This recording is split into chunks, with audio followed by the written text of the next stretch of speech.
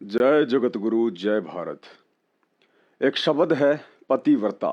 सुनने में ही कितना सुंदर और पवित्र लगता है, परंतु आप में से अधिकतर लोगों को इस शब्द की परिभाषा का ज्ञान नहीं है।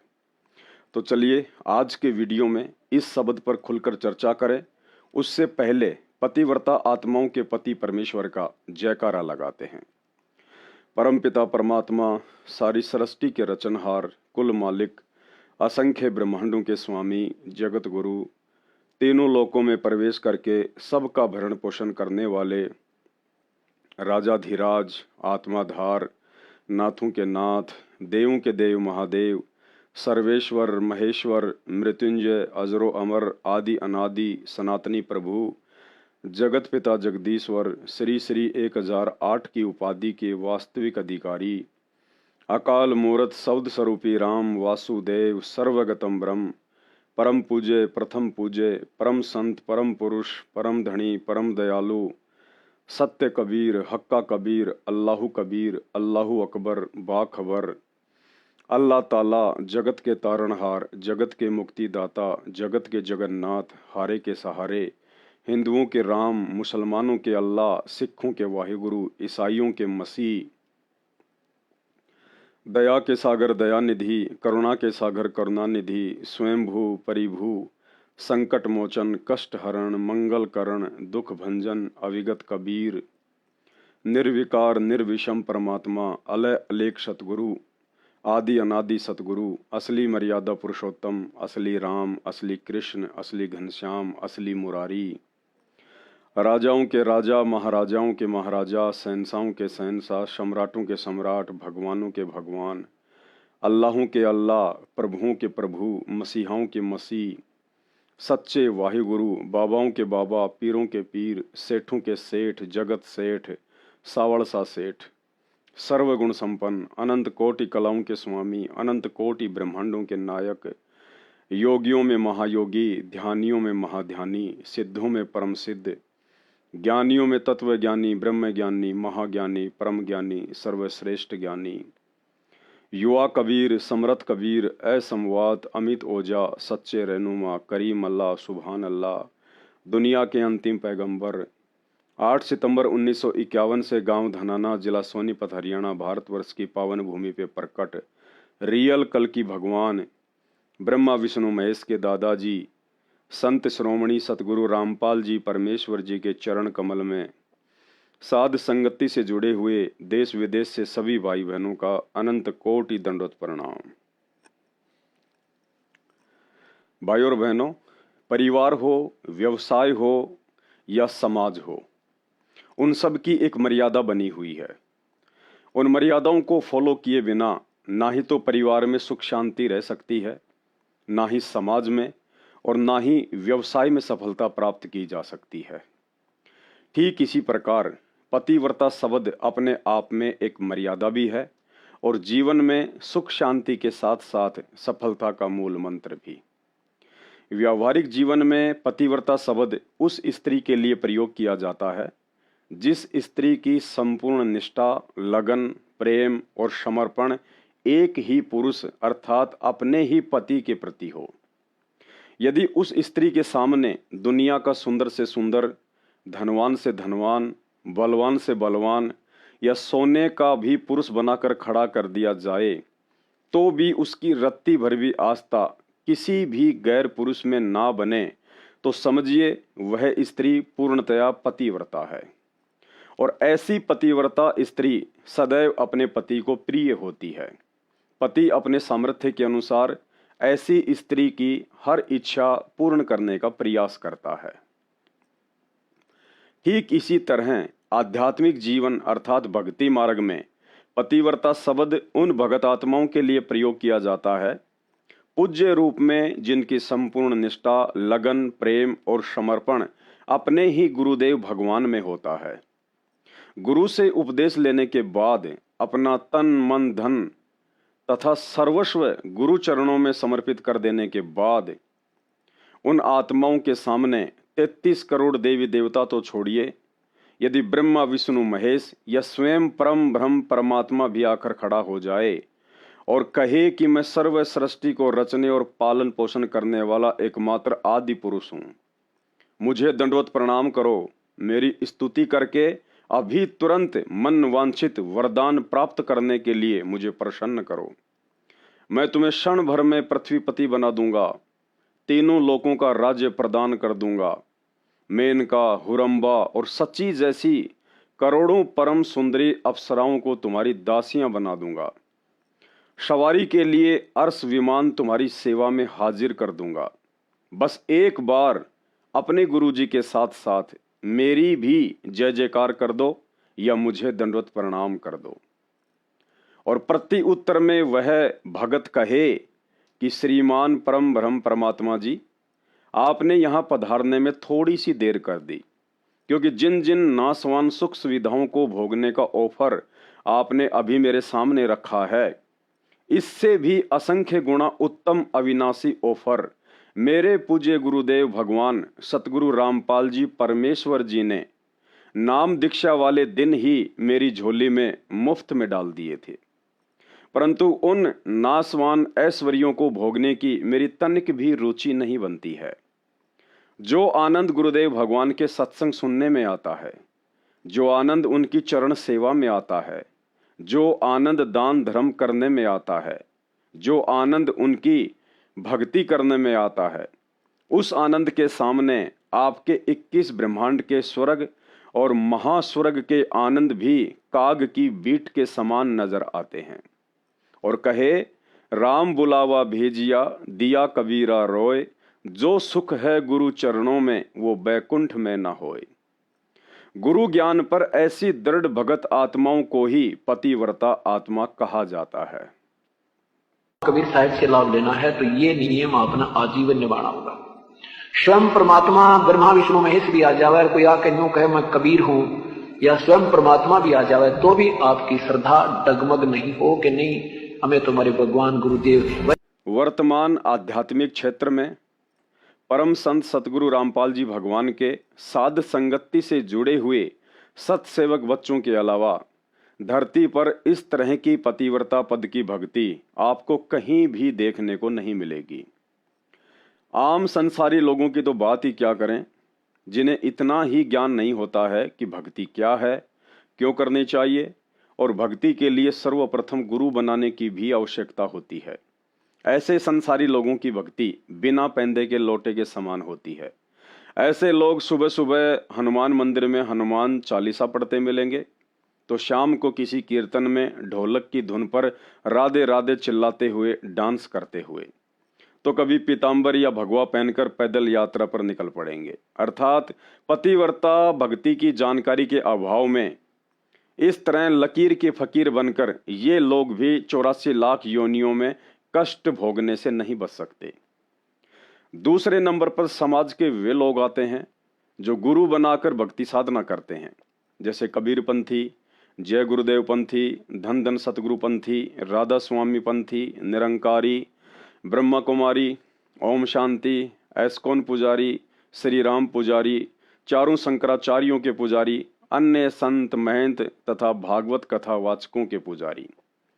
इन तमाम पंथों के संत महंत और गुरुजनों का स्टैंड भी क्लियर नहीं है। ये लोग कबीर वाणियां सुनाकर बात तो करते हैं एक परमात्मा की भक्ति की, लेकिन इनके घरों में काली, पीली, भैरव, भूत सहित 36 प्रकार के देवी देवताओं की मूर्तियां देखने को मिल जाएंगी। गुरु से नाम प्राप्त करके भी इन तमाम पंथों से जुड़े लोग बीड़ी, सिगरेट, जर्दा, गुटखा, शराब, भांग, अफीम, गांजा या मांसाहार जैसे किसी न किसी घटिया कर्म में अवश्य लिप्त पाए जाते हैं। शास्त्र अनुकूल व पतिव्रता पद की भक्ति का इन पंथों में लेस मात्र भी अंश देखने को नहीं मिलेगा। अर्थात पतिव्रता पद की जानकारी के अभाव में इस तरह लकीर के फकीर बनकर ये लोग भी 84 लाख योनियों में कष्ट भोगने से नहीं बच सकते। तीसरे नंबर पर मुस्लिम धर्म के लोग आते हैं। यहां भी आपको सब के सब सांप वाली लकीर पीटते हुए ही दिखाई देंगे। ये लोग भी पतिव्रता पद की भक्ति से कोसों दूर है। सलीम भाई कभी तो जामा मस्जिद दिल्ली में नमाज करने जाता है, तो कभी मोइनुद्दीन चिश्ती की दरगाह पर चादर चढ़ाने अजमेर, और दाव लग गया तो हज करने मक्का मदीना भी पहुंच जाता है। साथ में रोजा, रमजान और बकरीद की आड़ में जीव हत्या का पाप अलग से इकट्ठा करता रहता है। अर्थात पतिव्रता पद की जानकारी के अभाव में इस तरह लकीर के फकीर बनकर मुस्लिम समाज के लोग भी 84 लाख योनियों में कष्ट भोगने से नहीं बच सकते। भक्ति मार्ग में यही बुरा हाल सिख समाज और ईसाई समाज के लोगों में भी देखने को मिलता है।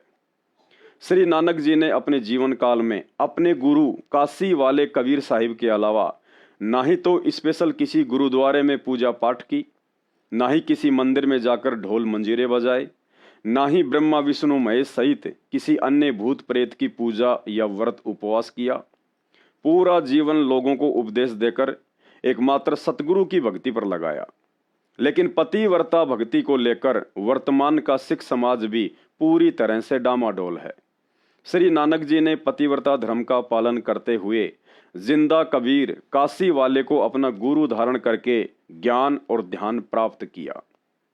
परंतु वर्तमान का सिख समाज श्री नानक जी और अन्य गुरुओं की पत्थर से बनी हुई बेजुबान समाधियों पर गुरुद्वारे बनाकर अपनी मनमुखी साधना कर रहा है, जो गुरु ग्रंथ साहिब की वाणियों के विपरीत होने से पूर्ण मोक्षदायक नहीं है। अर्थात पतिव्रता भक्ति की जानकारी के अभाव में इस तरह लकीर के फकीर बने रहे तो सिख समाज के साधक भी 84 लाख योनियों में कष्ट भोगने से नहीं बच सकते। रही बात पतिव्रता पद की भक्ति को लेकर ईसाई समाज की, तो ईसाई समाज के प्रवर्तक ईसा मसीह और उनके 12 शिष्यों की दर्दनाक अकाल मौत ही पर्याप्त है उनकी आंखें खोलने के लिए। माना कि भक्ति मार्ग पर इंसान को शुरुआत में हल्के फुल्के संघर्ष और दुखों का सामना करना पड़ सकता है, परंतु भक्ति शास्त्र अनुकूल और पतिव्रता पद पर रहकर की जा रही हो तो साधक का अंत स्वर्ग समान होता है। परंतु ईसा मसीह की स्वयं की भक्ति भी सत्य और शास्त्रों के अनुसार नहीं थी। परिणाम आप सबके सामने है। आजीवन भक्ति करते करते भी महादुखी रहे और अंत में तो कहना ही क्या, मात्र 30 साल की उम्र में स्वयं हजरत ईसा को और उनके 12 विशेष शिष्यों को कैसी दर्दनाक अकाल मौत का सामना करना पड़ा था। चर्च में क्रूस पर लटकी हुई उनकी लहूलुहान मूर्तियां देखकर आसानी से अंदाजा लगाया जा सकता है। कहने का मतलब है, पतिव्रता भक्ति के अभाव में जिस पंथ के प्रवर्तक हजरत ईसा की ऐसी दुर्गति से अकाल मृत्यु हुई हो तो भला उनकी भक्ति करने से वर्तमान में किसी न किसी बुराई में लिप्त ईसाई समाज के साधकों का अंत क्या होगा, ज्यादा खुलकर बताने की आवश्यकता नहीं है। सबसे पहली गलती तो यही रही कि हजरत ईसा ने गुरु धारण किए बिना ही मनमुखी भक्ति साधना शुरू कर दी। दूसरी गलती मांस का आहार करना, क्योंकि बाइबल में प्रमाण मिलता है कि हजरत ईसा गलील के समुद्र से मछली पकड़कर खाया करते थे। तीसरी गलती परमेश्वर का साक्षात किए बिना ही लोगों को आगे उपदेश देना शुरू कर दिया। नतीजन अंत समय में पता लगने के बावजूद भी स्वयं की अकाल मौत नहीं टाल सके। अर्थात पतिव्रता पद की भक्ति के अभाव में इसी तरह लकीर के फकीर बने रहे तो ईसाई समाज के साधक भी 84 लाख योनियों में कष्ट भोगने से नहीं बच सकते। अगले नंबर पर धरती पर प्रकट एकमात्र आदि सनातन धर्म के प्रवर्तक, देवों के देव महादेव, पूर्ण ब्रह्म परमात्मा, जिनका वैदिक नाम कबीर देव है, जो 8 सितंबर 1951 को भारतवर्ष की पावन भूमि पर शिशु रूप में प्रकट होकर लीला करते हुए बड़े होकर सन 1994 से शास्त्रों को आधार बनाकर अपने तत्व ज्ञान का प्रचार प्रसार कर रहे हैं। नाम है परम पूज्य सतगुरु रामपाल जी परमेश्वर जी। उनकी 90% संगत भी पतिव्रता पद की भक्ति से कोसों दूर है। ये बड़े ही दुर्भाग्य की बात है, लेकिन कहते हैं सकल पदार्थ है जगमाही, कर्महीन नर पावत नाही। वर्तमान समय 2024 तक सतलोक आश्रमों से जुड़े हुए 90% साधक उन कर्महीन लोगों की श्रेणी में हैं जिनकी आंखों के सामने गुरु रूप में स्वयं अविनाशी पूर्ण ब्रह्म परमात्मा कबीर देव प्रकट है, परंतु कर्महीनता के कारण संगत मोतियाबिंद की शिकार है। उन्हें अपने गुरु में परमात्मा दिखाई नहीं दे रहा है, अर्थात पतिव्रता भक्ति के आसपास भी नहीं है। जैसा कि आपको पहले ही पतिव्रता की परिभाषा के विषय में बताया जा चुका है कि पतिव्रता आत्मा उसे कहते हैं जिसका एक ही पति हो और अन्य गैर पुरुष में जिसकी सौपन में भी आस्था ना बने। परंतु सतलोक आश्रमों से जुड़ी हुई 90% संगत के एक नहीं, दो नहीं, बल्कि महाभारत की द्रौपदी की तरह 5-5 पति हैं। पहला पति, यह काल्पनिक और बनावटी फोटो जिसे आप कबीर दास के नाम से जानते हैं, जो सन 1398 में बनारस के काशी शहर में आए थे। 120 वर्ष तक अपने तत्व ज्ञान का प्रचार किया और सन 1598 में मगहर से सतलोक चले गए। वर्तमान में सिर्फ इनकी यह बनावटी और काल्पनिक फोटो ही शेष है और दुर्भाग्य से यह कागज का टुकड़ा, जिसे संगत अपना पति परमेश्वर मानकर प्रतिवर्ष जून के महीने में कबीर प्रकट दिवस मनाकर पूज रही है, जो ना ही बोलता है, ना ही चलता है और ना ही आशीर्वाद देता है। दूसरे नंबर का पति संत गरीबदास जी की वैसी ही काल्पनिक और बनावटी फोटो, जो सन 1717 में आए थे। लगभग 65 वर्ष तक अपने तत्व ज्ञान का प्रचार प्रसार किया और फिर चले गए जहां भी उन्हें जाना था। लेकिन दुर्भाग्य से सतलोक आश्रमों से जुड़ी हुई 90% संगत इस बेजुबान और असहाय कागज के टुकड़े को अपना पति परमेश्वर समझकर प्रतिवर्ष इनका बोध दिवस मनाकर और अपने घरों व आश्रमों में इन्हें दंडवत करके तथा इनके आगे ज्योति जलाकर धूमधाम से इनकी पूजा कर रही है। तीसरे नंबर का पति पंडित चिदानंद जी की यह फोटो, जबकि सतलोक आश्रमों से जुड़ी हुई 99% संगत को तो इनके जन्म से लेकर अंत समय तक के इतिहास का भी 0% ज्ञान नहीं है। उसके बावजूद भी भेड़ चाल में देखा देखी में इस बेजुबान फोटो को घर पर दरबार साहिब में सजाकर दंडवत प्रणाम करती है और ज्योत जलाती है। चौथे नंबर का पति आदरणीय राम देवानंद जी, जिन्होंने लोक दिखावे में परमेश्वर रामपाल जी के आदेश पर गुरु शिष्य परंपरा का निर्वाह करते हुए उनके मुंह बोले गुरु बनकर अपनी भक्ति करके समय व्यतीत किया, जिनका परमेश्वर रामपाल जी की संगत से कोई लिंक नहीं बनता है। इन्होंने ना ही तो संगत को कभी सत्संग सुनाए, ना ही आशीर्वाद दिया और ना ही इनके आशीर्वाद से किसी का कोई भला होना था और ना ही 90% संगत ने कभी इनके दर्शन किए। फिर भी भेड़ चाल में एक दूसरे भक्तों की देखा देखी अपने जैसे एक भगत की फोटो को अपने घर पर दरबार साहिब में रखकर इन्हें दंडवत प्रणाम करती है और इनकी पूजा करती है। इतना ही नहीं, सतलोक आश्रमों से जुड़ी हुई संगत पतिव्रता पद को लेकर इतना नीचे गिर चुकी है, आप चाहें तो इनसे किसी की भी पूजा करवा सकते हैं। इसी वर्ष सन 2024 में श्री राम जन्मभूमि अयोध्या में काल पुजारियों के लिए अयोध्या में भंडारा लगवाकर दशरथ पुत्र श्री रामचंद्र जी की पूजा करवाई गई। अर्थात गुरु धारण करने के बाद भी पतिव्रता पद को ठोकर मारते हुए किसी अन्य देव या अवतार के निमित्त यदि उसके धाम पर जाकर आप कोई भी धार्मिक अनुष्ठान करते हैं तो वह भक्ति कर्म भी आन उपासना के अंतर्गत अप्रत्यक्ष रूप में उसकी पूजा करने में ही आता है। वर्ष 2016 में सतलोक आश्रमों से जुड़ी हुई संगत को हरियाणा में आरक्षण की लड़ाई लड़ रहे जाट आंदोलन के समर्थन में बैठा दिया गया। साथ ही सतलोक आश्रम मैनेजमेंट द्वारा सतगुरु रामपाल जी के ज्ञान विरुद्ध मनमानियां करते हुए खुलकर जाट आरक्षण संघर्ष समिति के राष्ट्रीय अध्यक्ष यशपाल मलिक को लाखों में चंदा दिया गया।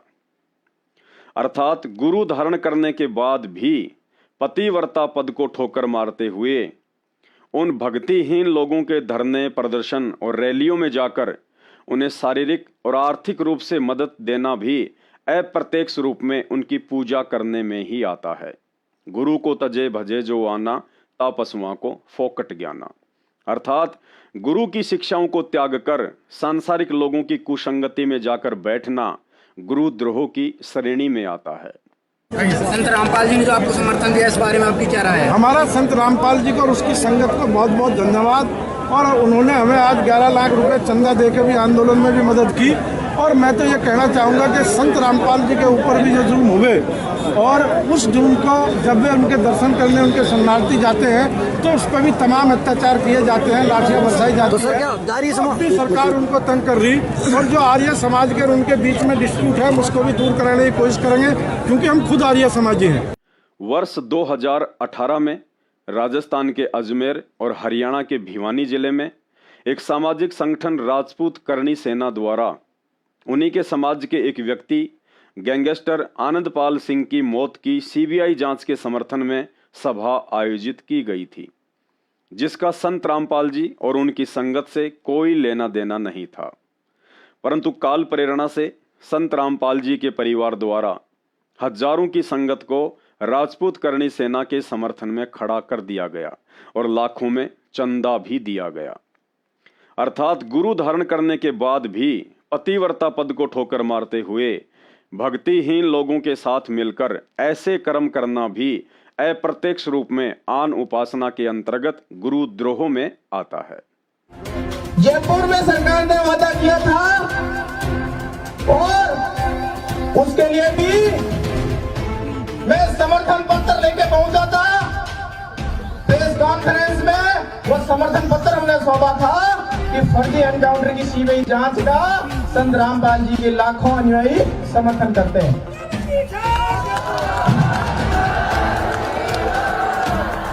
भारत माता की, भारत माता की, मां पद्मावती की, मां पद्मावती की, सत्यमेव इंकलाब। हमारे संत रामपाल जी के लाखों अनुयायियों द्वारा एक सहयोग की राशि दादा सुखदेव सिंह जी को भेंट कर रहे हैं। 5 लाख का सहयोग दादा सुखदेव जी को भेंट कर रहे हैं। हाल फिलहाल 2024 के चुनाव में संत रामपाल जी के कलयुगी काल प्रेरित परिवार के द्वारा आश्रमों से जुड़ी हुई 90% संगत से खुलकर बीजेपी सरकार का समर्थन करवाया गया। लाखों की संख्या में भक्तों को बसों में भरकर नरेंद्र मोदी की रैलियों में ले जाया गया। अर्थात गुरु धारण करने के बाद भी पतिव्रता पद को ठोकर मारते हुए राजनीतिक लोगों का समर्थन और उनकी रैलियों व सभाओं में धक्के खाना भी काल प्रेरणा के तहत अप्रत्यक्ष रूप में उनकी पूजा और गुरुद्रोह के अंतर्गत ही आता है।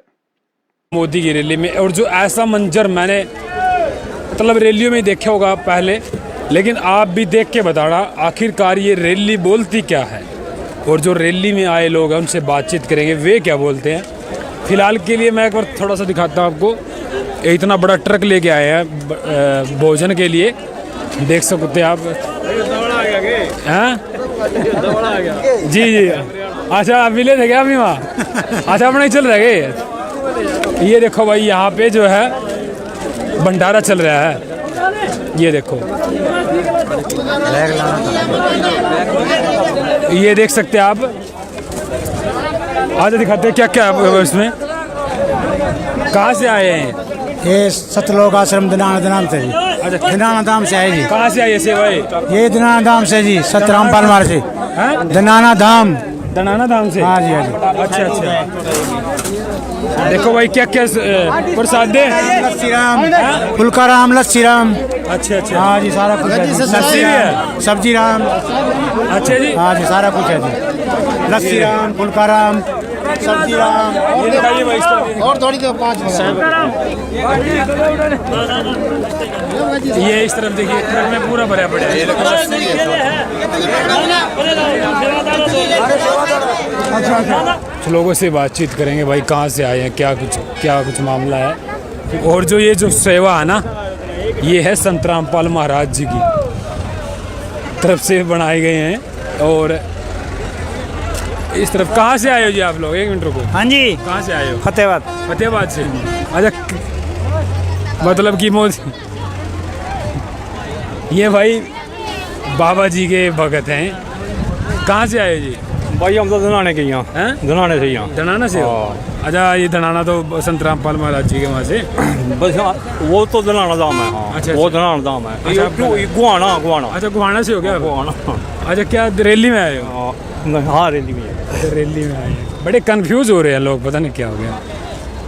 चलो भाई इस तरफ चलते हैं। थोड़े कन्फ्यूजिंग में है, रैली में तो आए हैं लेकिन पता नहीं थोड़ी सी भड़क बैठ गई है, थोड़ी सी कन्फ्यूजिंग में है भाई। बताएं क्या क्या क्या चर्चा चले। और ये देखिए, ये देखो पूरा का पूरा टैंकर है भाई, पूरा का पूरा टैंकर। इन महिलाओं से थोड़ी बातचीत करते हैं। कहाँ से आए हो माता जी? यहीं से आए बगल से। कहाँ से? मेरी है तो गाँव को मैं तो भूल जाऊँ। अच्छा अच्छा, बढ़िया बढ़िया प्रसाद। बढ़िया वाला प्रसाद। अच्छा अच्छा, महाराज संत रामपाल महाराज जी की तरफ से। अच्छा अच्छा, संगत भी आई है? हाँ, संगत भी आई। कैसा लगा यहाँ पे? गर्मी में, इतनी गर्मी में आए हो आप? हाँ जी, अच्छा लग रहा है। गर्मी क्या करेगी जब नहीं। आप राम राम जी, कहाँ से आए हो आप? पूरा गई है मेरा। अच्छा, यहीं के ही है। चलो जी, बहुत बहुत शुक्रिया। चलो भाई, यहाँ पे ये दिखाया आपको मैंने। कितने टाइम हो गया? अच्छा अच्छा, चलो थोड़ा सा और बातचीत कर लेते हैं यार। ये बात नहीं करेंगे, पता नहीं क्यों नहीं बात करते हैं। इधर का और थोड़ा माहौल दिखाता हूँ मैं।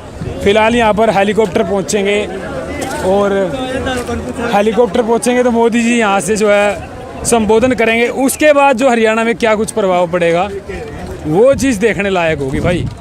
फ़िलहाल ये देखो भाई, लोग यहाँ पर उस तरफ एक बस आई है, एक बस आई है, उस तरफ देखते हैं। अरे बस आई अभी अभी आए हो? अभी अभी आए हो? कहाँ से आए हो? गुड़गांव से। गुड़गांव से? बड़ी दूर से। कहाँ से आए हो जी? गुड़गांव से। गुड़गांव से? हाँ। अच्छा, रैली में आए हो? हाँ। अच्छा अच्छा, कौन सी विधानसभा से आए हो? गुड़गांव से आए जी हम। तो क्या करें, वो कहाँ भगत जी को बताएगा। चलो कोई भी बता दो। मोदी जी प्रधान, बाद में बताएंगे भाई आके, अभी धूल मिट्टी उठ रही एक बार बताओगे जी अपना परिचय दे दो। है। कोई नहीं, बाद में दे देंगे पर्चा। कहाँ से आए जी आप? गुड़गांव से। गुड़गांव से। अच्छा, प्रधानमंत्री जी की सपोर्ट में आए हो? हाँ जी, हाँ जी। अच्छा, बनने चाहिए प्रधानमंत्री दोबारा मोदी जी? आ जाओ। अब ये तो सब समय बताएगा, वोट के ऊपर है। अच्छा अच्छा। हाँ, उनको समर्थन पूरा मिलेगा तो बिल्कुल बनेंगे। अच्छा अच्छा, चलो भाई, ये पता क्या है, इस वीडियो के माध्यम से मैं पता क्या बताना चाह रहा हूँ। ज़्यादा नहीं कुछ कहूँगा मैं, समझ गए होगे आप लोग। ज़्यादा बोलना मेरे लिए घातक हो सकता है, क्योंकि यहाँ पर मैंने देखा ना तो संत रामपाल जी की संगत आई है और वो खुल के नहीं बोल रहे हैं, आए ज़रूर हैं। तो आप इस वीडियो के माध्यम से क्या अंदाज़ा लगाओगे, क्योंकि कोई ना कहीं किसी धार्मिक संगठन का यहाँ पहुँचना, किसी सत्संग का यहाँ पहुँचना, चलो कोई वो तो आप अपने निजी विचार कोई बोल सकता है, लेकिन अंदाज़ा क्या है तो आप कमेंट बॉक्स में रहिए। तब तक के लिए नमस्कार। विचार करने की बात है। एक तरफ तो सतलोक आश्रमों से जुड़ी हुई नादान संगत इस बात को लेकर हुंकार भरती है कि हम शास्त्र अनुकूल कर्म ही करते हैं, जबकि दूसरी तरफ सतगुरु रामपाल जी को गुरु धारण करने के बाद भी राजनीतिक पार्टियों को समर्थन देना, अयोध्या में श्री रामचंद्र जी के निमित्त होकर भंडारा करवाना, भगत होकर गैंगस्टरों की सीबीआई जांच का समर्थन और जाट आंदोलन में कुपात्रों को चंदे के रूप में लाखों रुपए देना आदि आदि कुकर्म कौन से शास्त्रों में लिखा है कि शास्त्र अनुकूल भक्ति कर्मों के अंतर्गत आते हैं। दुनिया को गीता जी अध्याय नंबर 16 के श्लोक नंबर 23 का हवाला देने वाले सतलोक आश्रमों से जुड़े हुए नादान भगत आज स्वयं शास्त्र विरुद्ध कर्मों में लिप्त होकर खुशी खुशी अपनी भक्ति का सत्यानाश कर रहे हैं। वर्तमान में संपूर्ण विश्व में पूर्णतया पतिव्रता पद और गुरु वचनों पर चलते हुए शास्त्र अनुकूल सत भक्ति करने का सौभाग्य सिर्फ और सिर्फ साध संगति से जुड़े हुए परमेश्वर रामपाल जी के सतसेवक बच्चों को नसीब है। भाई और बहनों, अभी तक वीडियो में आपको इतना तो पता चल ही गया होगा कि पतिव्रता भक्ति क्या होती है, तथा कौन कौन इस पतिव्रता भक्ति से अभी कोसों दूर है। अब आगे वीडियो में आपको स्वयं परमेश्वर रामपाल जी के मुख कमल से छोटे छोटे वीडियोज के माध्यम से ये समझाने का प्रयास करेंगे कि पूर्ण मोक्ष प्राप्ति के लिए पतिव्रता पद पर रहकर भक्ति करना क्यों आवश्यक है तथा इसे कैसे सफल बनाया जा सकता है। पूर्व काल में एक समय रेणुका नाम की एक पतिव्रता औरत थी। पतिव्रता धर्म को लेकर उसकी काफी चर्चा थी। वह प्रतिदिन नहाने के लिए नदी के किनारे जाया करती थी और वापस आते समय अपने पतिव्रता धर्म के बल पर अपने पति के नहाने के लिए पानी की पोट बांध कर लाया करती थी। पानी की पोट का अर्थ है जिस प्रकार ग्रामीण औरतें अपने खेतों से पशुओं के लिए एक कपड़े में चारा बांध कर लाती हैं, उसी प्रकार अपने पतिव्रता धर्म के बल पर रेणुका नदी से एक कपड़े में पानी की पोट बांध कर लाया करती थी और उस कपड़े से जल की एक बूंद भी नीचे नहीं गिरा करती थी। एक दिन वह नदी में स्नान कर रही थी। उसी समय अर्जुन का एक बाल जो नदी में नहाते समय टूटकर बहता हुआ आ रहा था। रेणुका की नजर उस बाल पर पड़ी तो उसे उठा लिया। बाल सोने की तरह चमक रहा था। रेणुका ने उस बाल की प्रशंसा करते हुए, उसकी सराहना करते हुए मन ही मन में सोचा कि बाल इतना सुंदर है तो वह व्यक्ति कितना सुंदर होगा। यह सोचते सोचते स्नान करने लगी और चलते समय कपड़े में जल को बांधने लगी तो जल नहीं बंध रहा था। काफी प्रयास करने के बाद आकाशवाणी हुई कि बाल सरायो रेणुका और बंधी न जल की पोट और परमात्मा की भक्ति में तनिक न चाले खोट। आकाशवाणी में कहा गया कि रेणुका, आज तेरा पतिव्रता धर्म समाप्त हो गया क्योंकि तूने अपने पति के अलावा किसी अन्य पुरुष के बाल की प्रशंसा कर दी। और अगली लाइन में बताया गया कि बाल सरायो रेणुका बंधी न जल की पोट, भाई परमात्मा की भक्ति में तनिक न चाले खोट। अर्थात सच्चे सतगुरु की भक्ति भी पतिव्रता पद पर आए बिना सफल नहीं हो सकती। पूर्ण मोक्ष प्राप्ति के लिए एक भगत ने अपने पति परमेश्वर गुरुदेव भगवान के अतिरिक्त शौपन में भी रेणुका की तरह किसी अन्य पुरुष या देव की प्रशंसा, पूजा या भक्ति करके या अपने गुरुदेव के बराबर भी किसी अन्य को महत्व देकर भक्ति सफल नहीं की जा सकती। और इसीलिए हम मंदबुद्धि भक्तों की आंखें खोलने के लिए परम पूज्य सतगुरु रामपाल जी भगवान ने पतिव्रता पद की भक्ति को समझाते हुए पवित्र पुस्तक ज्ञान गंगा में नियम नंबर 17 में स्पष्ट लिखा है कि आप जब भी आश्रम में सत्संग सुनने या वैसे दर्शन करने के लिए आते हैं तो सर्वप्रथम अपने गुरुदेव को लंबा लेटकर दंडवत प्रणाम करें। उसके बाद सदग्रंथ साहिब, कबीर साहिब जी की मूर्ति या अन्य संतों को केवल प्रणाम करें। अर्थात पतिव्रता भगत आत्मा ने दंडवत प्रणाम सिर्फ और सिर्फ अपने गुरुदेव भगवान को ही करना है, अन्य किसी को भी नहीं। क्योंकि यदि हमने अपने गुरुजी के साथ साथ अन्य संतों की फोटो, जैसे गरीबदास जी की फोटो, कबीर साहिब जी की फोटो, दादा गुरुदेव की फोटो या पंडित चितानंद जी की फोटो को दंडवत प्रणाम किया तो समझो हमने अन्य संतों को भी अपने पति अर्थात गुरुदेव भगवान के बराबर ही महत्व दे दिया, जो कि एक सच्चे भगत अर्थात पतिव्रता आत्मा के लक्षण नहीं है।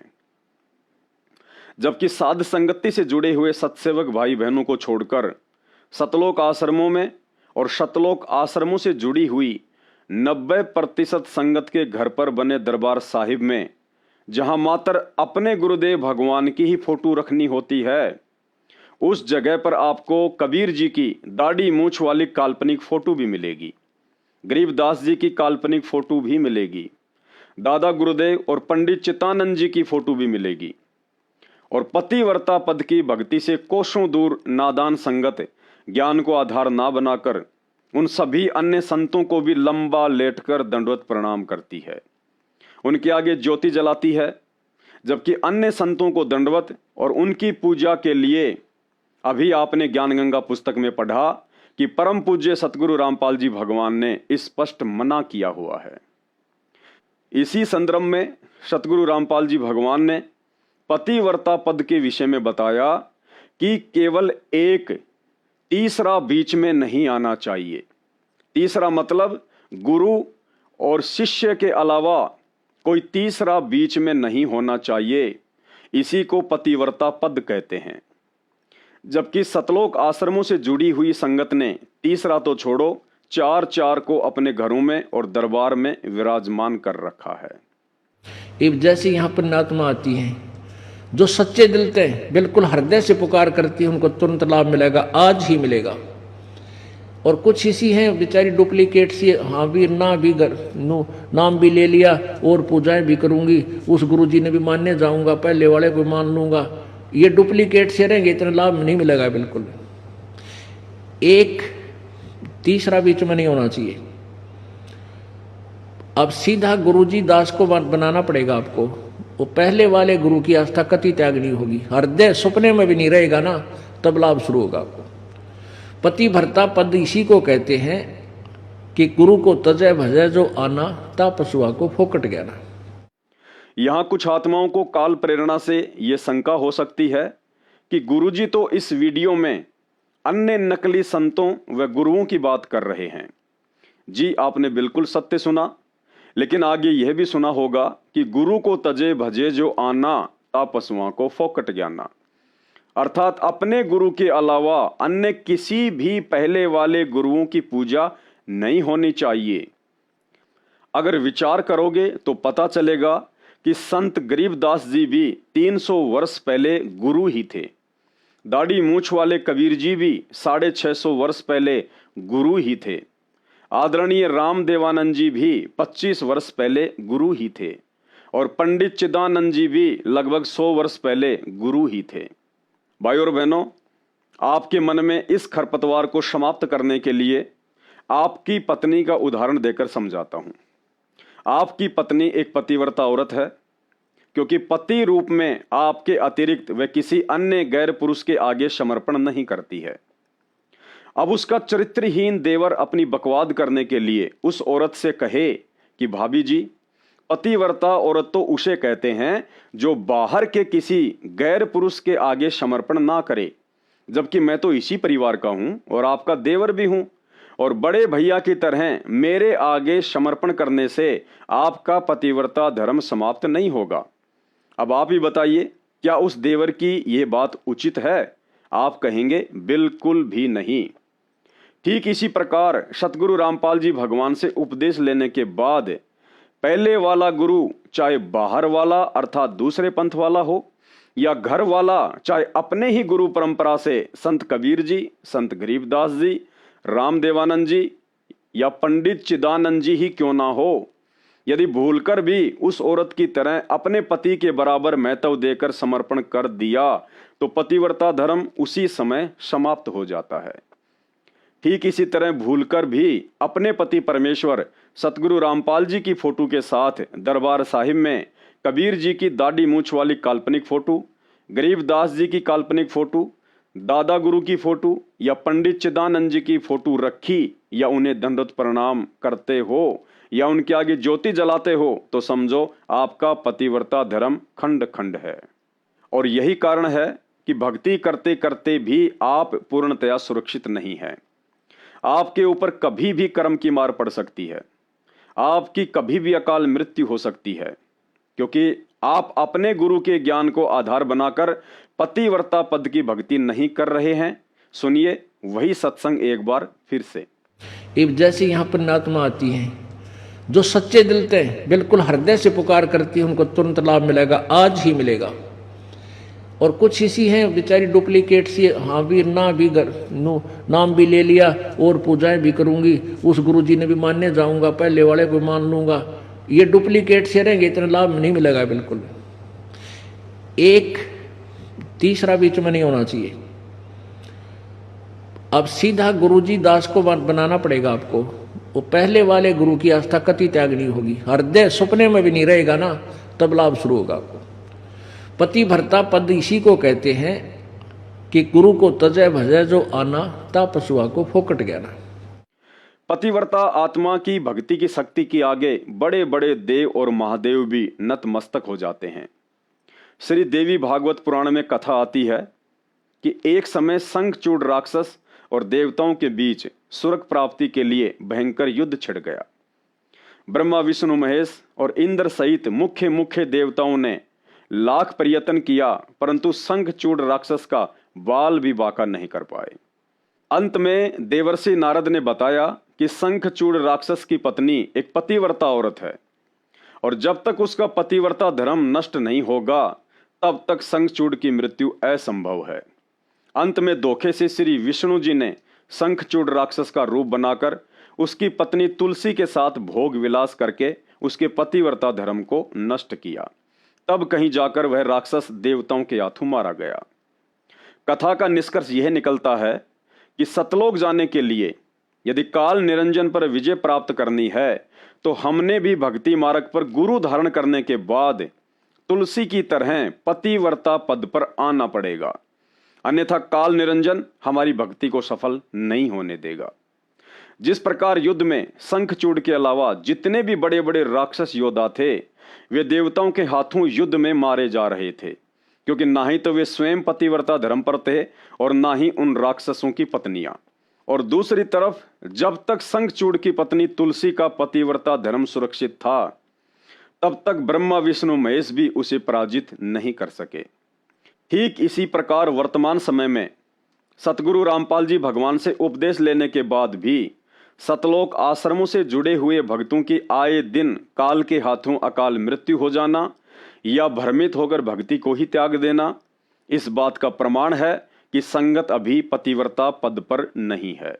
वहीं दूसरी तरफ साध संगति से जुड़े हुए भाई बहनों से इस काल निरंजन का सैकड़ों कोस दूर रहना और निरंतर भक्ति मार्ग पर दृढ़ता के साथ संघर्ष करते हुए आगे बढ़ना इस बात का प्रमाण है कि सतगुरु रामपाल जी भगवान के आशीर्वाद से ज्यादातर सत्सेवक आत्माएं पूर्णतया पतिव्रता बनकर भक्ति कर रही हैं और काल निरंजन निरंतर तुलसी की तरह हम पतिव्रता आत्माओं के पतिव्रता धर्म को तुड़वाने के लिए साम दाम दंड भेद वाली घटियां नीतियां भी अपनाता रहता है, परंतु सतगुरु की विशेष मेहर और हमारी दृढ़ता के आगे हर बार उल्टा मुंह की खाकर रह जाता है। क्योंकि पतिव्रता धर्म पर बने रहने की प्रेरणा और शक्ति हम सत्सेवकों को सतगुरु रामपाल जी भगवान के सत्संगों से मिलती है। जैसा कि पतिव्रता पद को लेकर सतगुरु रामपाल जी भगवान इस 2 मिनट के सत्संग में क्या समझा रहे हैं, ध्यान से सुनिए। जैसे पपैया प्यासा बूंद का प्यो प्यो लो लगाई, प्यासे जान निकल जा बेशक और नीर न भाई गुरु से लगन कठिन है माई। कि जैसे पपैया छोटा सा चिड़िया जैसा पक्षी होता है, वो केवल जब आकाश में बादल छा जाते हैं तब अपनी आवाज लगाता है। उसकी आवाज पपैये की होती है, पपैये की पी पी पी पानी के लिए पुकारता है। बारिश हो जा तो उस जल को पीता, पृथ्वी के जल को नहीं पीता, बेशक मर गया। इसी प्रकार इसका उदाहरण परमात्मा ने दिया कबीर साहब ने कि जैसे पपैये की तरह तुम हो जाओगे कि अपने सतगुरु और गुरु के अतिरिक्त किसी से भी स्वप्न में भी कोई लाभ नहीं चाहोगे। दुखी हो चाहे सुखी हो, चाहे लाभ धनी हो चाहे निर्धन हो, कुछ भी देवता दिखे पर होने दो एक बार उसको। तो इसी प्रकार इसको पतिव्रता पद कहा। जब हम परमात्मा के प्रति इतने समर्पित हो जाएंगे स्वप्न में भी आन देव नहीं आएगा, उसके बाद आपकी बाह परमात्मा पकड़ेगा और जब वो बाह पकड़ लेगा फिर देखना आप हैरान होते चले जाओगे, हे परमात्मा ऐसी कृपा कैसे हुई हमने तुम यहाँ पर। तो जैसे गरीबदास जी बताया कि गरीब पतिव्रता जमी पर जो जो धर है पाँव समर्थ झाड़ू देत है ना काटा लग जा। कहते परमात्मा कबीर गरीबदास जी बताते हैं, दो दिन मेरी शरण है ताका हूं मैं दास। गेल गेल ला गया फिर जबलक धरती आकाश, दास गुलाम नौकर हूं मैं उसका।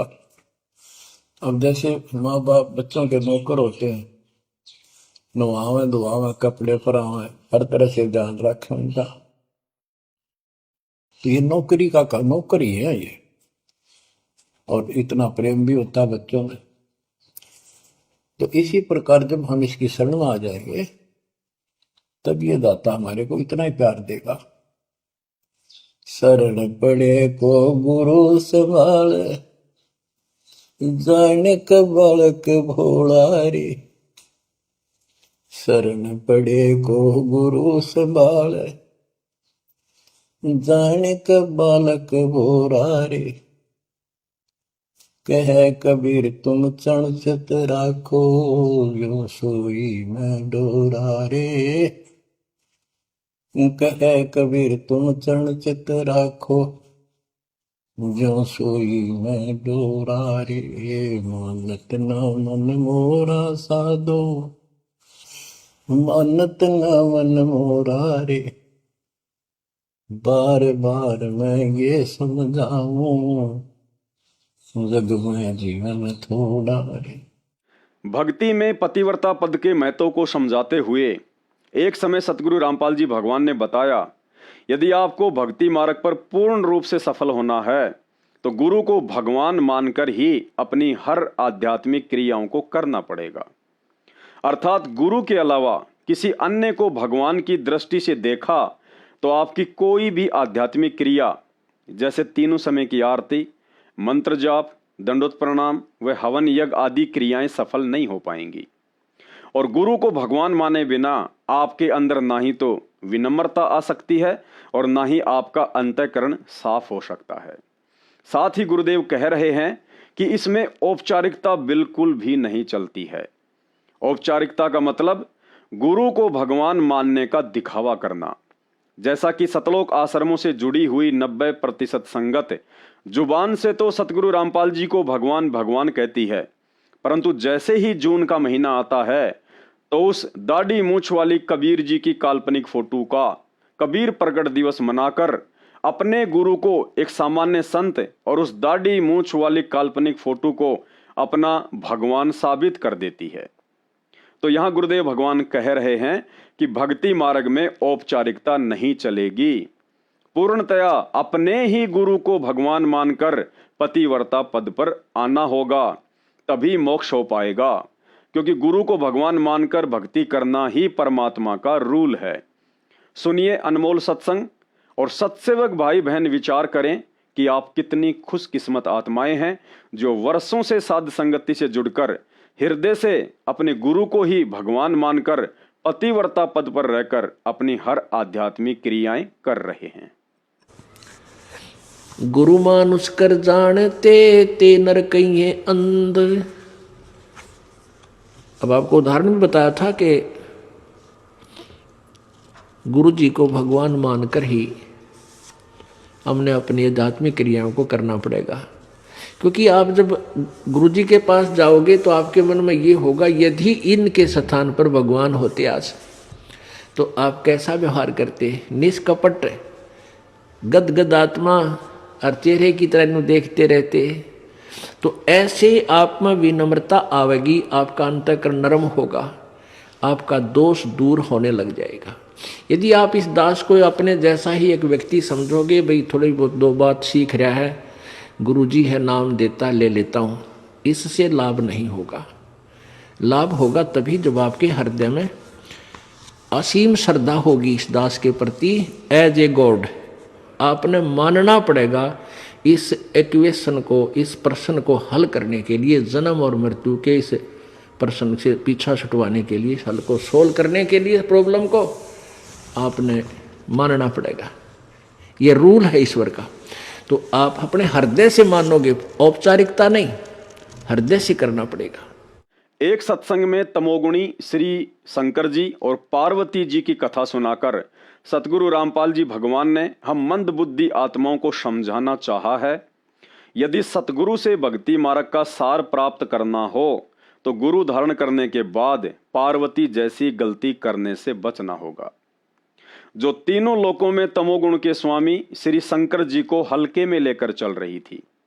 एक दिन संयोगवश देवर्षि नारद जी ने पार्वती को बताया कि आपके 107 जन्म हो चुके हैं और हर जन्म में आप श्री शंकर जी को ही अपने पति रूप में वर चुनती हैं, और बताया कि माता, भगवान शंकर के पास एक अमर मंत्र है, यदि वे आपको वह मंत्र प्रदान कर दें तो आपका यह जन्म मरण का रोग समाप्त हो सकता है, अन्यथा नहीं। नारद जी की ये बात सुनकर पार्वती को विश्वास नहीं हुआ कि भगवान शंकर तो मुझे अपने प्राणों से भी अधिक प्रेम करते हैं, फिर मुझे अभी तक वह अमर मंत्र क्यों नहीं दिया। नारद जी ने बताया कि आपने अभी तक उन्हें अपने पति के रूप में ही देखा है, जिस दिन परमात्मा के रूप में देखोगी उस दिन आप उस अमर मंत्र को प्राप्त करने की अधिकारी बनोगी। उस दिन के बाद पार्वती जी का भाव भगवान शंकर को लेकर पति से हटकर परमात्मा वाला बन गया और उसने वह अमर मंत्र प्राप्त किया। भाइयों और बहनों, अब आप गुरुदेव भगवान के मुख कमल से ये 4 मिनट की कथा सुनेंगे तो आपको स्वतः ही ज्ञान हो जाएगा कि सन 1994 से लेकर वर्तमान समय 2024 तक सतगुरु रामपाल जी भगवान ने किसी भी आत्मा को भक्ति मार्ग का वह अनमोल अमर मंत्र, जिसे सार शब्द कहा जाता है, किसी को भी प्रदान नहीं किया, क्योंकि अभी तक एक भी आत्मा उस पतिव्रता पद पर नहीं पहुंच पाई है जो उस अमर मंत्र को प्राप्त करने योग्य बनी हो। और योग्य उस समय बना जाता है जब यह जीव आत्मा तन मन धन, मन कर्म वचन और हृदय से अपने सतगुरु के अलावा किसी अन्य संत महात्मा या मूर्तियों में भगवान को देखना छोड़ देती है, जिसकी शुरुआत सन 2014 बरवाला कांड के बाद साध संगतियों से शुरू हो चुकी है।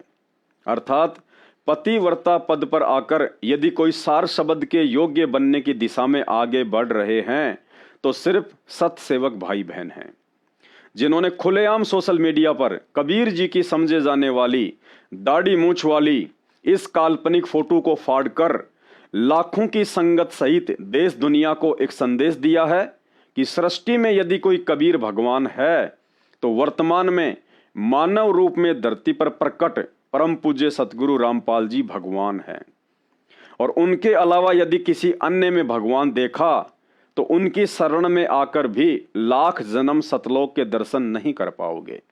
इसके अलावा पतिव्रता धर्म को अपनाते हुए सत्सेवक भाई बहनों ने अपने अपने घरों से और दरबार साहिब से संत गरीबदास जी, दादा गुरु रामदेवानंद जी और पंडित चिदानंद जी की फोटोओं को भी अग्नि में शवा करके या जल प्रवाह करके तथा अपने सतगुरुदेव भगवान के अलावा तीनों समय की आरती में या वैसे भी संत गरीबदास जी, दादा गुरु जी और पंडित चिदानंद जी आदि का जयकारा लगाना छोड़कर परम पूज्य सतगुरु रामपाल जी भगवान को ये विश्वास दिलाया है कि अब इस कलयुग की बिचली पीढ़ी में सतलोक आश्रमों से जुड़ी हुई 90% संगत और पार्वती की तरह गुरु रूप में प्रकट आप परमेश्वर जी के अतिरिक्त सौपन में भी किसी अन्य में परमात्मा को देखकर या आप जी के अलावा किसी अन्य का प्रकट दिवस मनाकर हम सत्सेवक अब पहले वाली गलतियां नहीं दोहराएंगे और ना ही 650 साल पहले की तरह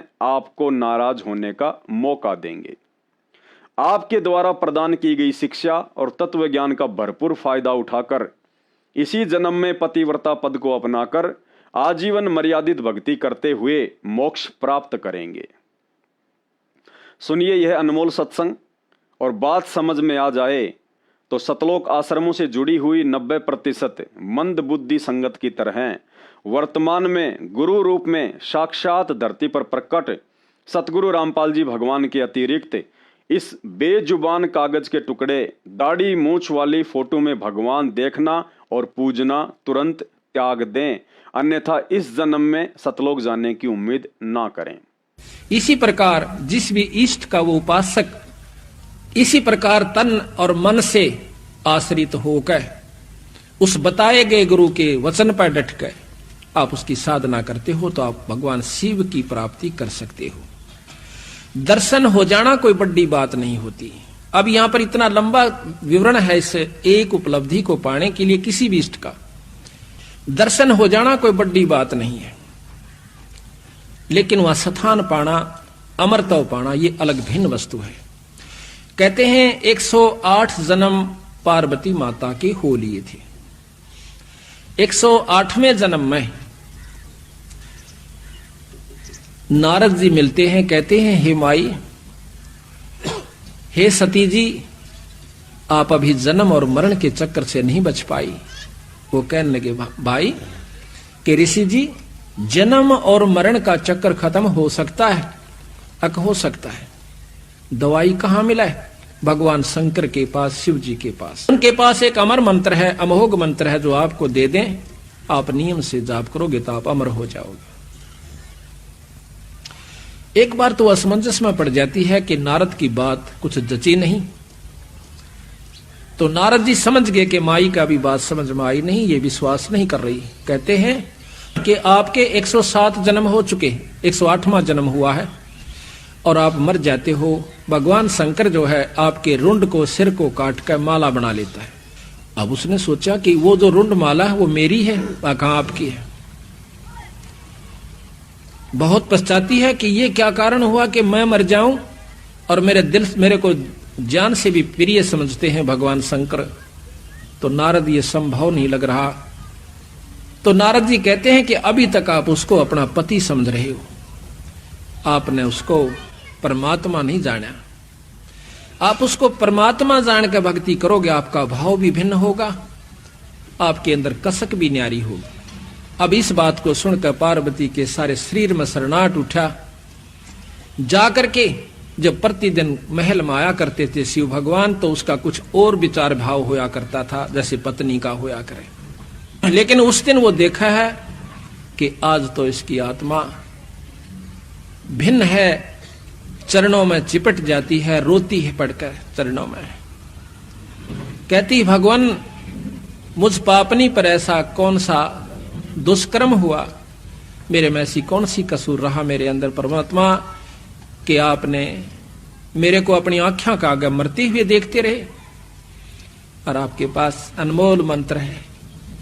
तो कहने लगे वह शंकर भगवान कि पार्वती ये तेरे विचार तक हो ना, ये बताइए आपको बताया किसने कि आज मुझे नारद जी मिले थे। ओहो, आंखों से पानी नहीं रुक रहा पार्वती का, और कहते मालिक मैं पापनी हूं, मैं नीच आत्मा हूं, अवश्य मेरे से कोई ऐसा गलत व्यवहार आपसे हुआ होगा जिसके कारण आपने मुझे ये मंत्र देने के काबिल नहीं समझा होगा। फिर कहते हैं भगवान शंकर उनके सिर पर हाथ रख के कि पार्वती ये इतनी अनमोल वस्तु है, ये आम व्यक्ति को नहीं बताई जा सकती जब तक ये अधिकारी नहीं हो जाता। गरीबदास जी महाराज कहते हैं कि जब तक सीप का मुंह बंद होता है, चाहे सारा सामन बरस जावे, उसमें मोती नहीं बन सकती। जब उसका मुंह खुल जाएगा एक बूंद बहुत होती है। अगर आप में या कसक नहीं उत्पन्न होती, चाहे मैं रोज कथा सुना देता, रोज आपको ये मंत्र सुनाता, आपका कोई असर नहीं होना था। आज आपकी आत्मा का वो सीप रूपी मुंह यानी कसक खुल चुकी है।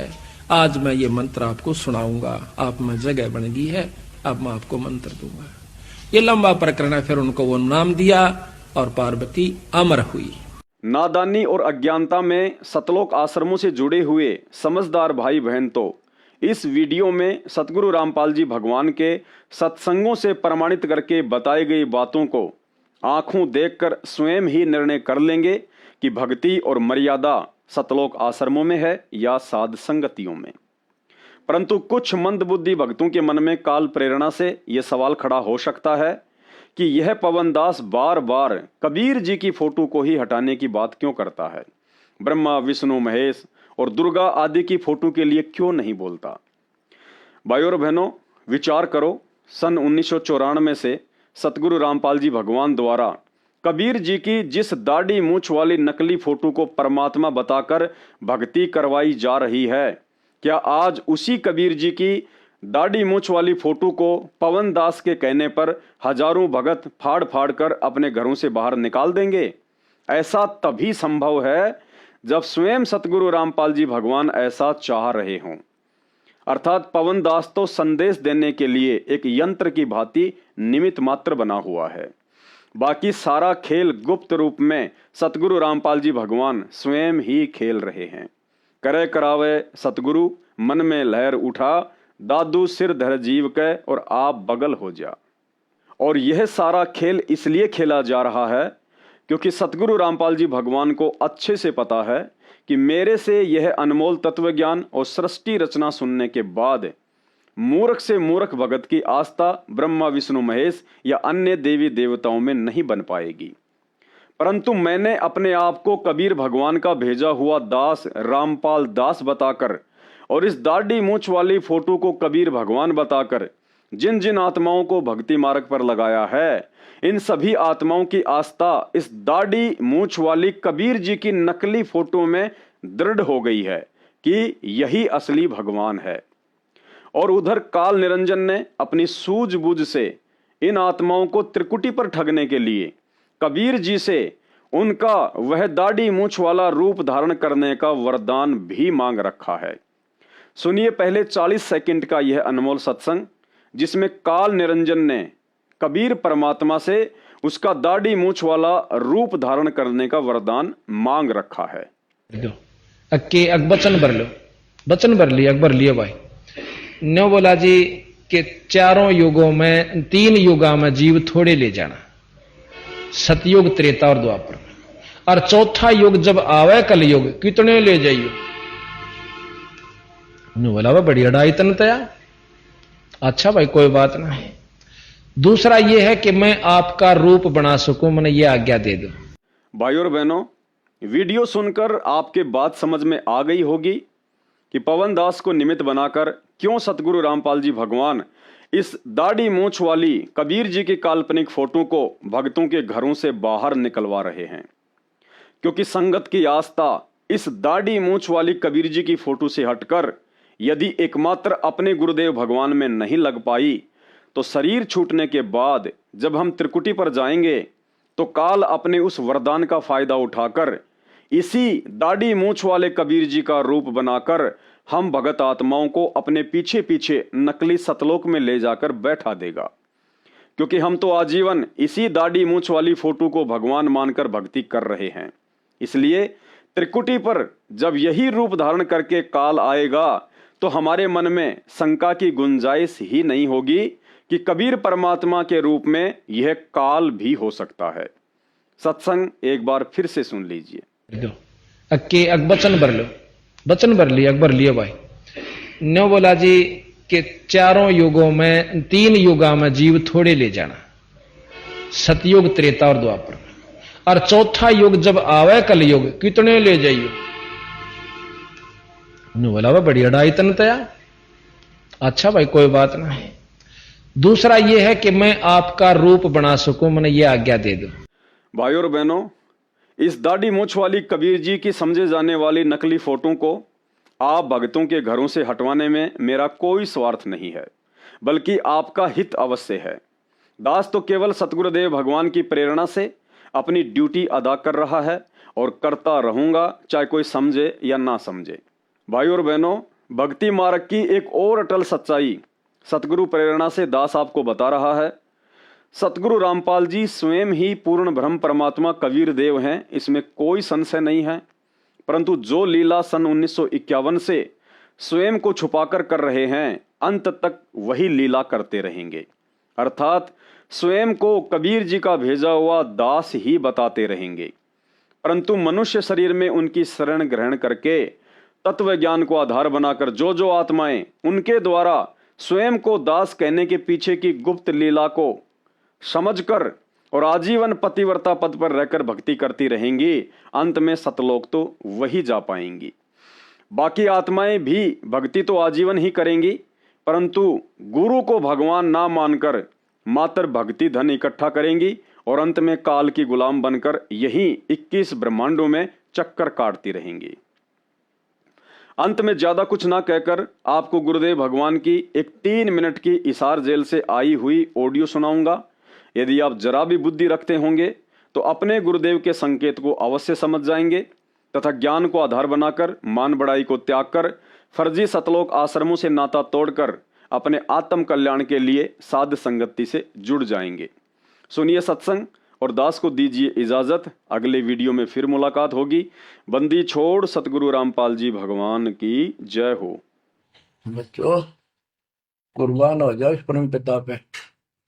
ये कोई बच्चों की लेख नहीं है और परमात्मा कबीर साहब ने कैसी कृपा कर रखी आपके। देखो कहां से आकाशवाणी हो रही है, कहां से आप तक अपने बच्चों तक ये अमृत पिला रहा है।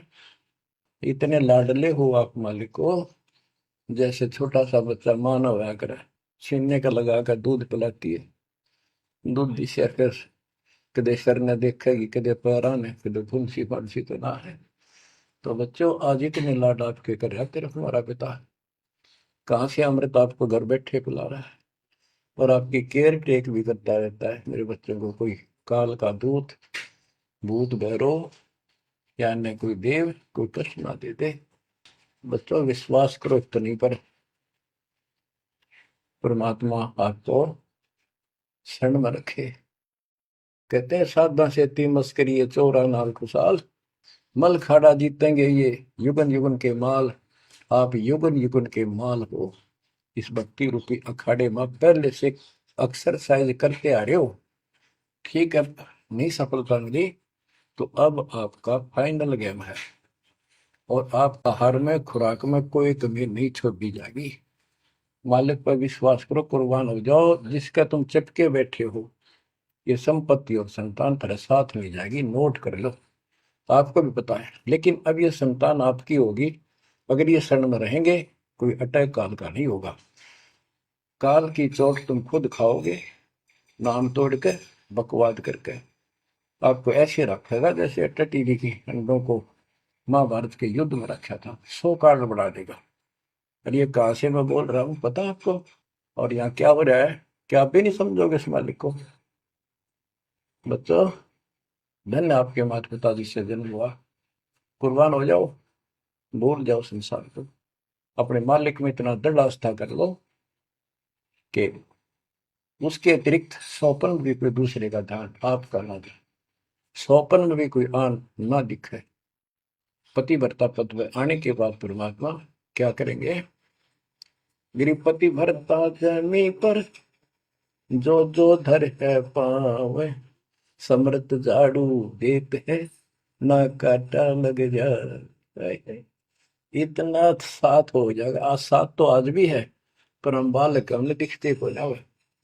आज भी इतने साथ आपको बहुत दुखों से सारे।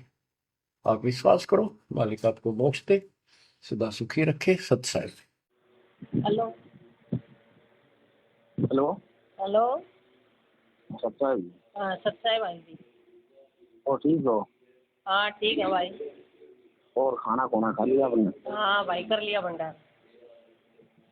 और सुनाओ जी। आप बताओ भाई, आप कह रहे हो कि हम फंस गए, आप मैसेज में बता रहे। ना मन तो ना कहीं फंस गए नहीं, मैसेज में लिख रखा है ना। ना ना ना वो पढ़ना मेरे को आप तो गलत कहेंगे। मैंने तो ना लिखा है यूँ। मैंने पिसाई लग गया।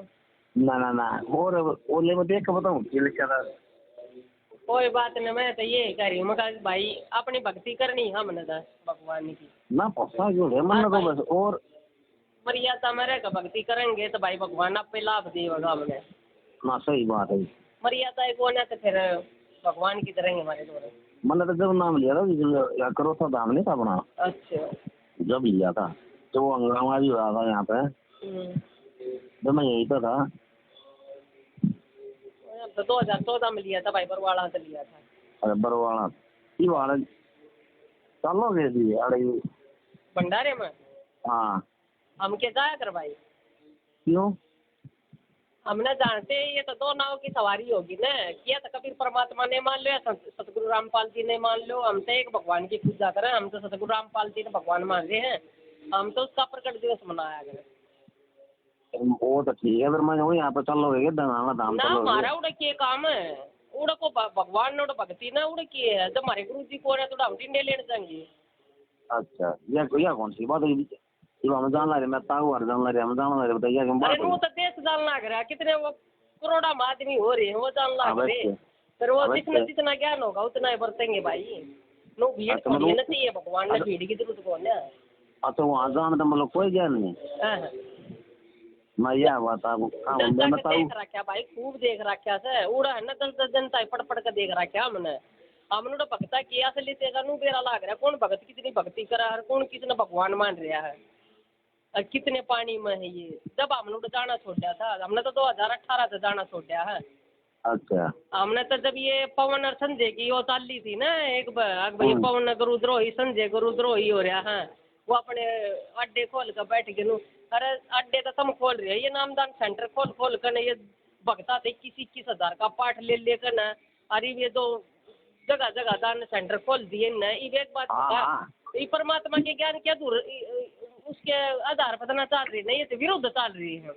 जो हमारे परमात्मा के ज्ञान सुनो, हमारे परमात्मा के ज्ञान के तो विरोध चल लगा ना, उसके विरुद्ध चल लगा तो वो हमारा कुछ नहीं लागता। कोई भगत होते हमारा घर में ही क्यों ना हो, सही बात है। हम तो उस भगवान के उस पर चल लेंगे ना, जो भगवान ने रास्ता बता रखा, हम तो उस पर पार उतरेंगे, किसी के भगत के गए इतना उतरे ना यह बात भी ठीक, क्यों अपने उस तो करो ना।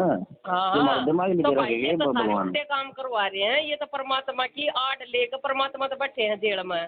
ये हमारे जैसे भक्ता ननू बढ़ा दे, आदेश आ गया पीले पर से आ गया, आदेश आ गया। अरे परमात्मा के आदेश भी तो क्या वो होंगे कि ये कौन है परमात्मा का मिनट में आदेश बदल देंगे? हमारे अच्छा का बदलो चाहे 10 बार परमात्मा, सही बात है, पीछे तो बदलेंगे तो हम तो ना मानना भाई, हमने तो वही मानने है हमारे लिए जो सत्संग में बता दिया।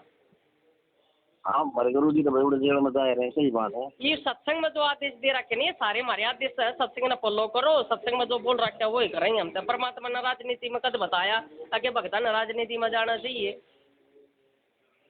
कोई से सत्संग में भी बता दो ना, कोई राजनीति कर रहा करे पर भगत में जरूर जाना चाहिए उधर।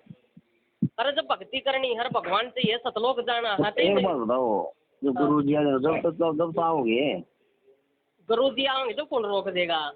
बस यह बात हूँ मैं, गुरु जी आओगे कौन से इनके आश्रम में आओगे? मेरी बात सुनो, अरे वो मतलब जितने भी भगत भाई जान, जितने भी दासी जान, सब ना एक सा ज्ञान थोड़ी है।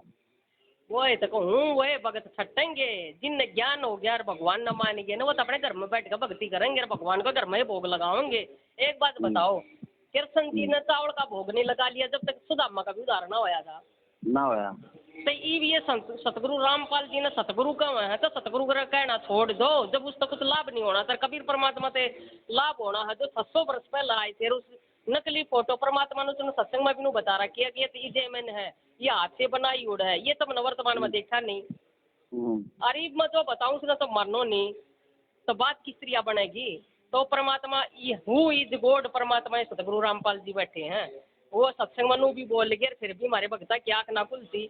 अगर हु इज गॉड कौन है? सतगुरु रामपाल जी है भाई। मनु को इतना और कर लो, इनके नामदान सेंट्राला का पीछा और छोड़ दो। ये इनका ना परमात्मा के भाई से बेटा से जमाई सर, ये कोई भक्ति नहीं करता भाई इन मत है, ये खाली खा के भगत से ये कहना अपनी कमाई पर लाग रहे नामदान सेंटर खोल कर इन भक्ति तर भगवान तो कोई मतलब नहीं, न गुरु तो मानने कोई ना भगवान की तो मानेंगे इन तो कोई अपना बाप मान रहा है, कोई अपना फूफा मान रहा है, कोई अपना मामा मान रहा है।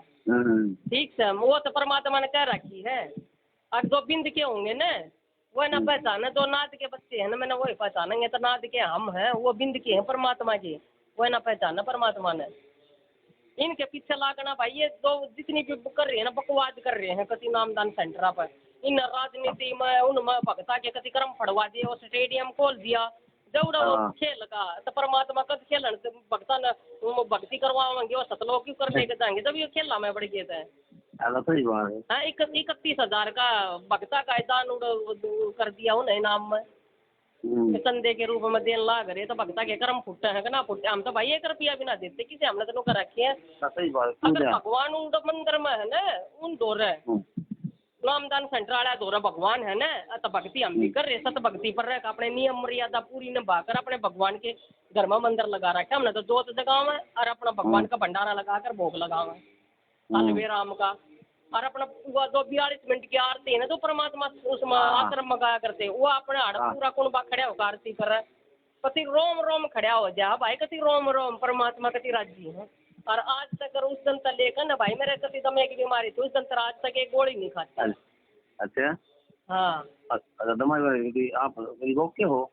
हाँ ठीक ठाक हो गए, कति एक दवाई भी ना लेते ना, नशा में टीके लग गया करते।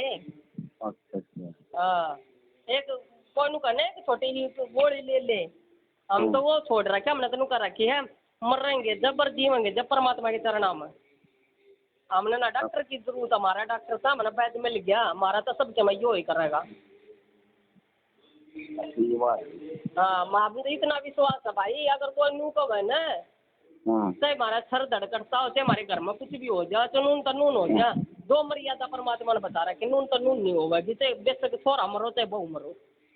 सही बात है जी। अपना कल्याण करवाना है यो के भरा क्यों मौका मिल रहा है पिछली पीढ़ी में, बस यो आखिरी टेम है परमात्मा नु करेगा, तारा आखिरी पत्ता है यो, अपना समझ जाओ और कर लो, काम कम करो। बात बता दी भाई, सब एक साथ ज्ञान है नहीं, ये थोड़ा किधर लगाना है। मेरी बात सुनो, संगत साथ संगति तो ही मिल जाकर ज्ञान, मेरी बात आपस में भगत तो ज्ञान चर्चा करेंगे, परमात्मा की चर्चा चलाएंगे, जो तन्ना ना बेरा वो तो तू बताओगा, जो मन ना बेरा वो मन तेरे से बेरा लाग जाए नू है, आपस में ज्ञान पर चर्चा भी भगवान परमात्मा करवानी हो है खान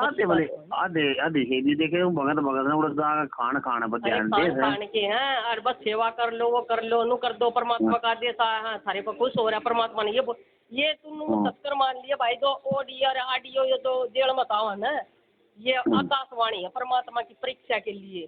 परमात्मा ने उल्टे काम मतलब क्या करना भी भगता छोड़ मारा है, कौन भगत कितना चल रहा है, क्योंकि परीक्षा में परमात्मा सही सही बात नहीं बतावेंगे, कान के जरिए हमारी परीक्षा होगी, ठीक है। और दो जेल में जो आदेश आओ ना, राजनीति में नू कर दियो और वो कर दियो, सबने सुनी है मुँह तक, सबने इसकी वोट देनी उसकी ना देनी है ना सुनी, तो पार्टी देख कर तब परमात्मा ने खुद सत्संग में भी नहीं बोल रहा क्या, पार्टी देख कर किसी का वोट देनी नहीं। और ये राजनेता ने बैठा बैठा कर आश्रम में कुर्सी सजा सजा कर उनकी तो इसी खातरदारी करे हैं, चाहे को बीड़ी पियो चाहे दारू पी रहा और सीधे उसके बैठा है के नियम मर्यादा रह रही है, कुछ ना रह रही, ये खुद अपनी मर्यादा भंग करे बैठे, ये हमारी कौन सी मर्यादा बचवाएंगे। और एक बात बता, हम इनके द्वारा अरदास लगवाने जाओ, ये सीधे पाठ बोल दे ज्योति का वो बोल देंगे, क्यों भाई परमात्मा पैसा का भूखा है के, परमात्मा का भाव देखा भगत के। यह बात भी सुनी थी जो कंपनी में जाए ना, बोले भाई उड़ते को रखा हो रामपाल मारा में के भाई बताइए ना, बोले जो करी तू हमारा काम करे कंपनी में करूँ भाई, बोला कल 15,000 रुपये मतलब मिलना भाई, बोला वह भगत उसने जाकर दे दे जाकर रामपाल मारा भाई, हमने तो ना त्याग थी नहीं दान देना तो वो तो परमात्मा रख नहीं दान तो देगा, लेकिन परमात्मा ने ये भी तो बोला ना कुपात्र के हाथ में दान नहीं देना, तो ये कौन से कुपात्र हैं, ये तो ना ये कौन से सुपात्र हैं, ये तो कुपात्र हैं। सुपात्र तो वो आया कर है, परमात्मा का स्वभाव कोई सुपात्र ना है इस लोक में। मैंने तो उससे बता दी मैं भाई, बात इसी है अपने हिसाब से अपने उस मर्जी का दान दक्षिणा तो क्या करना मांगे तो भाई, मतलब दान दक्षिणा दे तुम अपनी इच्छा से करो, लेकिन नामदान सेंटर आप मत करो, अपने संकल्प कर लो कि परमात्मा जब भी आओगे आपके हाथ में देंगे। 1 मिनट रुकिए, फोन आओ, 1 मिनट रुको। अब आपका फाइनल गेम है, इन बातों को हल्के बना लेना, ये मकसद ना मैं वैसे ही कह रहा हूँ, कति प्रमाणित 1 नंबर की सारी सच्चाई आपका फाइनल जीवन है, ईब के आपने कति कुर्बान होना पड़ेगा, क्योंकि आपको सभी फाउल पॉइंट पता लग गया और कैसे कैसे हम इस स्थिति तक पहुंच चुके हैं। अब क्या आप अब भी धोखा खाओगे?